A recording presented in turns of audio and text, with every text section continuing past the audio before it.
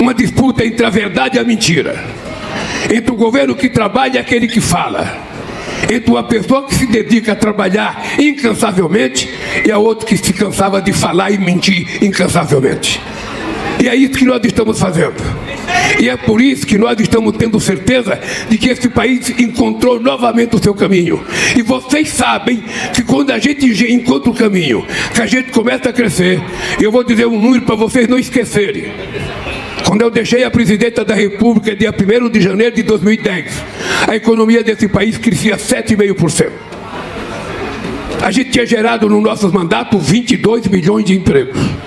A massa salarial tinha crescido, o salário mínimo tinha crescido, e as pessoas estavam vivendo num país que era considerado o mais alegre e o com mais esperança do mundo. Eu voltei 15 anos depois. E anote na carteirinha se vocês quiserem.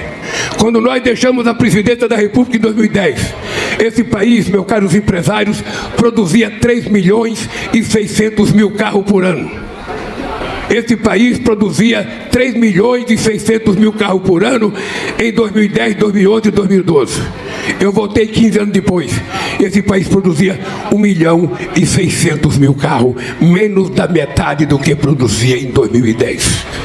É de te perguntar por que os sabichões não fizeram a economia crescer? Por que não cresceu a indústria automobilística? Por que não cresceu os mercados de exportações?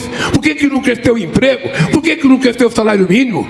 Nesse país nós encontramos as bolsas, sabe, do Ministério da Educação há 10 anos sem receber reajuste.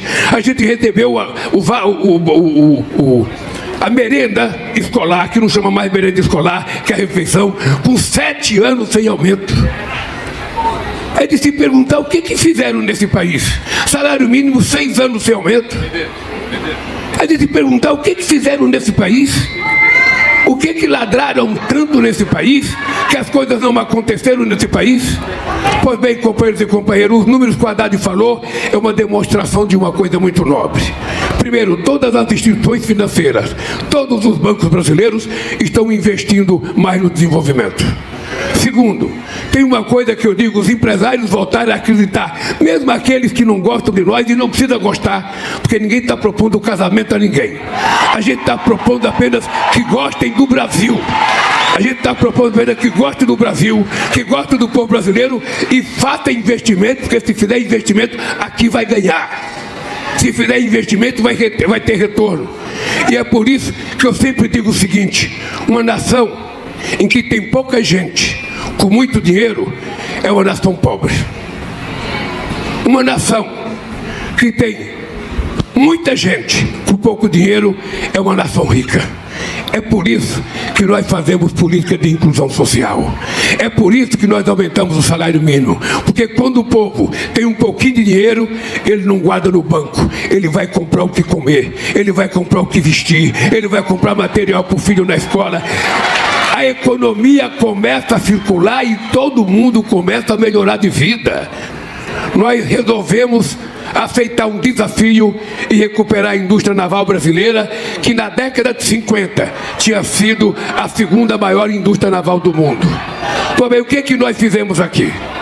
Nós então resolvemos recriar a indústria naval, fizemos vários estaleiros na Bahia, em Pernambuco, no Espírito Santo, no Rio de Janeiro, no Rio Grande do Sul. E o que aconteceu?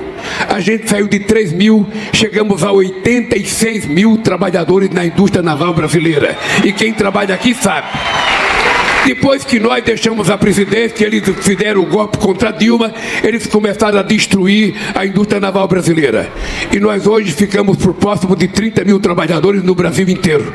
Perdemos mais de 50 mil trabalhadores. E um país que tem praticamente 90% das suas exportações feitas, sabe, de forma, sabe, utilizando o mar e por navios, não pode ter déficit na balança comercial, no transporte. A gente tem que ter navio. Uma empresa que tem uma empresa, um país que tem uma empresa como a Petrobras, tem que ter navio petroleiro. Por que a gente tem que ficar pagando frete para exportar e para importar? Por que a gente não tem navio com trabalhador brasileiro, com aço brasileiro, sabe, com bandeira brasileira percorrendo esse mundo de mar? Por que a gente é obrigado a contratar na China, em Singapura ou na Coreia? Por que esse país não tem a noção de se transformar num país de primeira grandeza? Por que a gente aceitou a ideia inteira, a tempo inteiro, da gente ser pequeno? Porque nesse país a elite brasileira tem complexo de vira-lata. Ela sempre acha que a gente tem que ficar dependendo dos outros. E nós achamos que uma nação é construída, sobretudo, pelo orgulho do país que a gente tenha. E esse país tem muito para que a gente se orgulhe.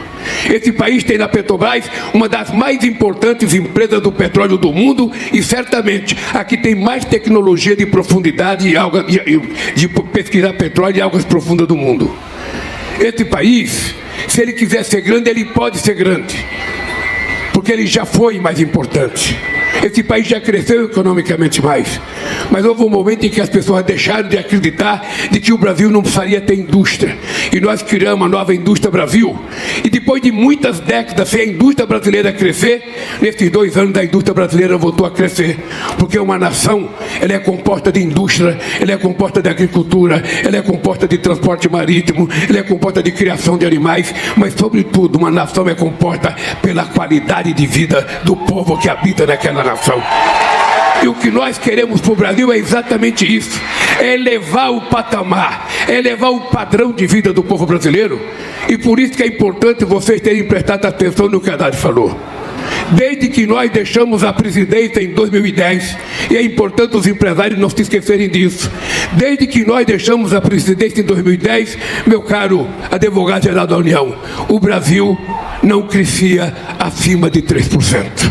O Brasil só voltou a crescer acima de 3% quando nós voltamos à presidência da República.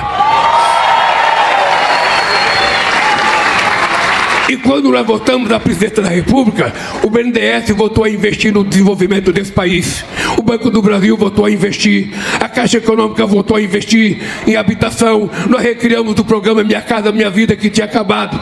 Nós encontramos 87 mil residências nesse país, começada a ser feita no governo da Dilma, que tinha sido paralisada. Uma irresponsabilidade muito grande num país que tem um déficit habitacional de 7 milhões de casas.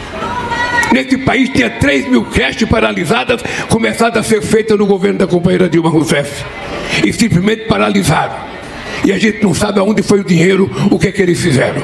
A única coisa que eles sabiam era fazer acusação, contar mentira, provocação e ficar na rede social, que de social não tem nada, é uma rede digital que muitas vezes desinforma mais do que informa.